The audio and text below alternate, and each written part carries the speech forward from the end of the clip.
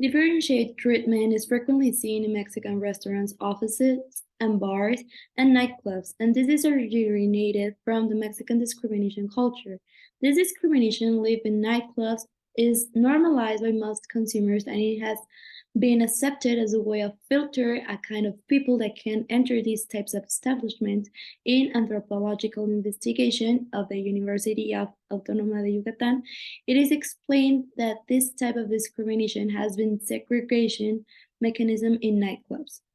This study was done at Mérida, Yucatán, to evaluate the young people, and it was observed that the young people from the upper medium class of Mérida usually reduce their options for partying at 3 nightclubs. This is due to the location of the specific nightclubs because these are located in an area where the upper middle and upper class live. These establishments have different dynamics for each day they open. For example, some days were destined for certain types of consumers, and the dynamics change depending on the social or economic status they were intended to serve. One day it could be intended for considered good people or upper class people, another day for nakas who were lower class people. The difference states from the first impression according to the economic status, gender, appearance, social connections, sexual preference, etc. The nightclubs use strategies to denying access and allocating days for certain types of audience depending on social economic status. And this is because the discrimination in Mexico originated due to the racism experienced in the Spanish conquest, where the Europeans positioned themselves as a stronger race.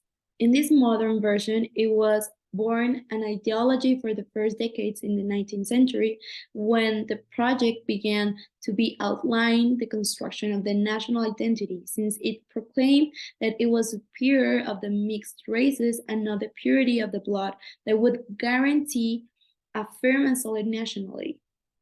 Consequently, this ideology of hiding the cruel discrimination has been disguised as a racial integration where the indigenous race should be eliminated with the fusion of races and cultures. And I realized that this access to such spaces is a complex phenomenon where it is not only a matter of money, but also of gender, classes, belonging to groups, and physical appearance. And I found that this idealize the total inclusion because it's impossible to make everyone feel comfortable and happy in an environment with all type of people, including me. I think I'm a promoter of inclusion. However, I recognize that it would be uncomfortable to be in a place with certain type of people because I know that not all people go to nightclubs with the purpose of having fun.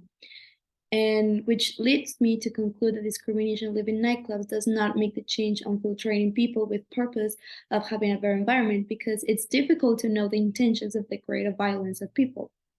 Therefore, nightclubs do not care about that, and the only thing they want is having consumers that will spend the biggest amount of money and have a good-looking people in their business. So, yeah, the discrimination experience in these establishments is not fair because of gender, complexion, money, sexuality. It shouldn't define you and if you can enter to a club or not. And people still make prejudice based on these aspects, categorizing them as nice or unpleasant people.